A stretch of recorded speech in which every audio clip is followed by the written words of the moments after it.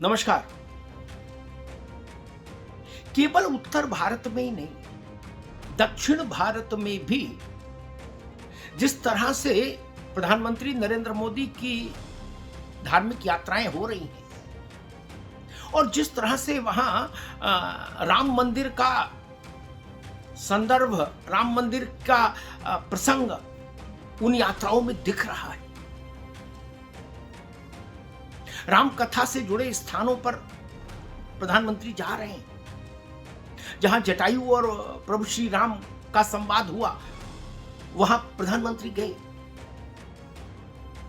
उस सब को देखने के बाद और उत्तर भारत में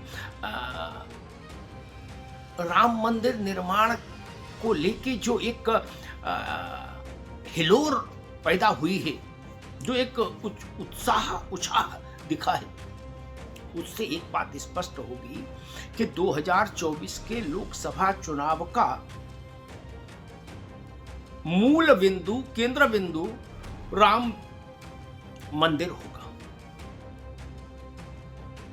और चुनाव में इस मुद्दे की निर्णायक भूमिका हो, इसमें विपक्षी दलों का भी बड़ा योगदान है। अगर सामान्य और सहज ढंग से प्राण प्रतिष्ठा समारोह के आमंत्रण को विपक्षी दल स्वीकार करते और रामलला के दर्शन करने की एक विधि संपन्न कर लेते, तो शायद यह मुद्दा राजनीति के धरातल पर उतना सक्रिय न दिखता। लेकिन अलग अलग प्रतिक्रियाएं, अलग अलग ढंग से प्रतिक्रियाएं आई। शरद पवार जी ने वही बात अच्छे शब्दों में कही, गुड़ ना दे गुड़ जैसी बात तो कहो, उस अंदाज में कही। तो लालू प्रसाद यादव ने बिल्कुल ठेठ अंदाज में कह दिया, नहीं जाएंगे अयोध्या। कांग्रेस ने अपने ढंग से प्रतिक्रिया दी। मायावती जी ने अपने ढंग से प्रतिक्रिया दी। वो जो सब प्रतिक्रियाएं आई, उन्होंने इस मुद्दे को राजनीतिक के धरातल पर तूल दी। भारत के मन में तो ये मुद्दा बड़ा है, भारत के सांस्कृतिक धरातल पर यह मुद्दा बड़ा है, लेकिन राजनीतिक धरातल पर इसको फिर से एक बड़ा और केंद्रीय मुद्दा बना दिया। भारतीय जनता पार्टी उत्तर प्रदेश में स्वाभाविक तौर पर इस बड़े और सफल अभियान को अपनी चुनावी सभाओं का मुद्दा बनाएगी, इसमें कोई दो राय नहीं। 22 तारीख को अयोध्या में प्राण प्रतिष्ठा समारोह है और 25 तारीख को प्रधानमंत्री नरेंद्र मोदी उत्तर प्रदेश से ही भारतीय जनता पार्टी के लोकसभा चुनाव अभियान का आरंभ करेंगे, शंखनाद करेंगे बुलंदशहर से। और बुलंदशहर के इसी मंच से आपको इस बात की झलक मिल जाएगी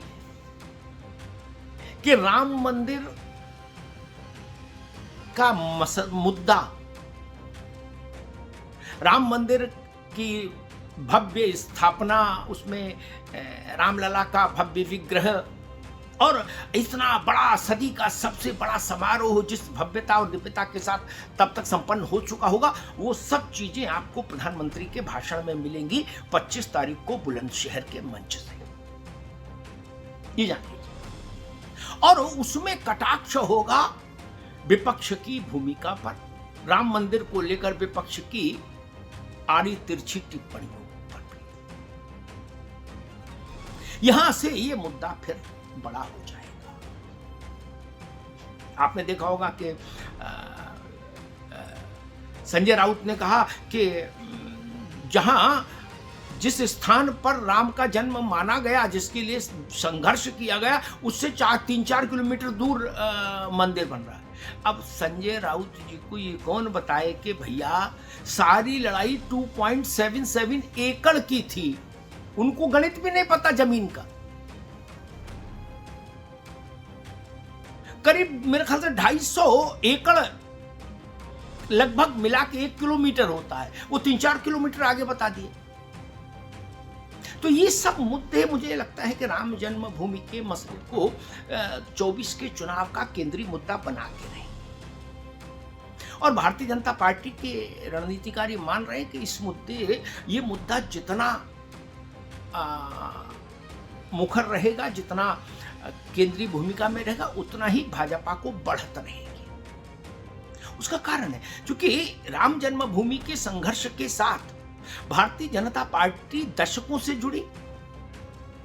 भारतीय जनता पार्टी के जो बड़े चेहरे हैं वो उसके साथ जुड़े रहे।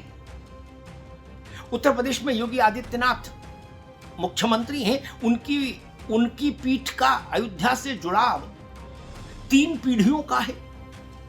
महंत दिग्विजयनाथ, महंत अवैधनाथ और अब योगी आदित्यनाथ।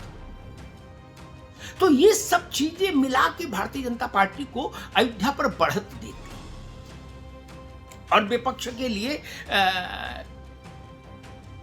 थोड़ा सा संकट पैदा करती है, क्योंकि अतीत की स्मृतियां और खासतौर पर जब समाजवादी पार्टी उत्तर प्रदेश में मुख्य विरोधी दल है, ये समझिए उत्तर प्रदेश में मुख्य विरोधी दल समाजवादी पार्टी है और समाजवादी जैसे भाजपा का अयोध्या के साथ एक आत्मिक लगाव है मुद्दे के साथ, वैसे ही समाजवादी पार्टी को लेकर अयोध्या मसले पर एक राय है जनता के भीतर।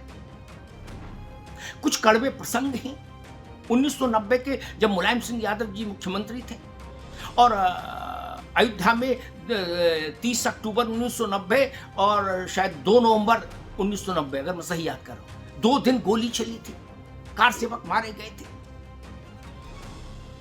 सरयू का पानी रक्त से लाल हो गया था कार सेवकों की। वो अतीत की स्मृतियां जुड़ी हुई हैं और यहां उत्तर प्रदेश में मुख्य लड़ाई भाजपा और सपा में होनी है, इसलिए भी अयोध्या का मुद्दा बड़ा हो जाएगा, ये तय जानिए। और अयोध्या के मुद्दे पर समाजवादी पार्टी आज के दौर में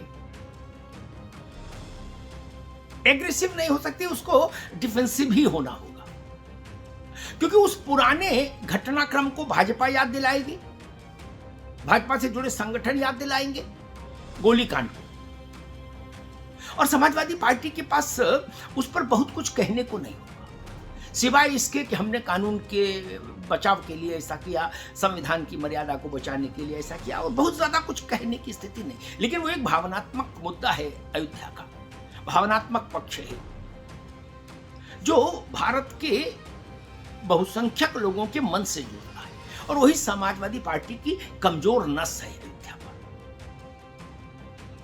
कांग्रेस और समाजवादी पार्टी ये दोनों अयोध्या पर डिफेंसिव मोड में रहने के लिए मजबूर हो जाएंगे इस चुनाव में, लोकसभा में। बसपा की बहुत भूमिका अयोध्या में नहीं है चूंकि, इसलिए वो ना डिफेंसिव ना ऑफेंसिव, वो अयोध्या से अलग हटके अपने ढंग से अपना मुद्दा तय करती है। लेकिन कांग्रेस नेहरू जी से लेके और कपिल सिब्बल तक कई ऐसे प्रसंग हैं अयोध्या के इतिहास में जिसमें कांग्रेस की भूमिका कटघरे में खड़ी होती है। और समाजवादी पार्टी का मैंने बता ही दिया, मुलायम सिंह जी का कार्यकाल जो था वो अयोध्या के संदर्भ में पीड़ादायक प्रसंग है। तो भारतीय जनता पार्टी इन दोनों और दोनों के बीच में गठबंधन है, सपा और कांग्रेस के बीच में इस चुनाव में, इसलिए भी भाजपा के रणनीतिकारों को अयोध्या का प्रसंग चुनाव में सूट करता है, उसको कंफर्ट जोन में लाता है। आज रामलला का नूतन विग्रह गर्भगृह में विराजित हो रहा है। देश के इतिहास में और मैं तो कहूंगा दुनिया भर में जहां भी सनातन धर्मावलंबी हैं उन सबके लिए आज का दिन विशेष महत्व का है, विशेष आदर का है, श्रद्धा का है। 500 वर्षों से अधिक के संघर्ष के बाद भव्य और दिव्य और नव्य मंदिर में रामलला का नूतन विग्रह आज प्रवेश कर रहा है, विधि और विधान के साथ, पूजन और अर्चन के साथ। और अब देश को प्रतीक्षा है 22 तारीख को होने वाले प्राण प्रतिष्ठा समारोह। धन्यवाद।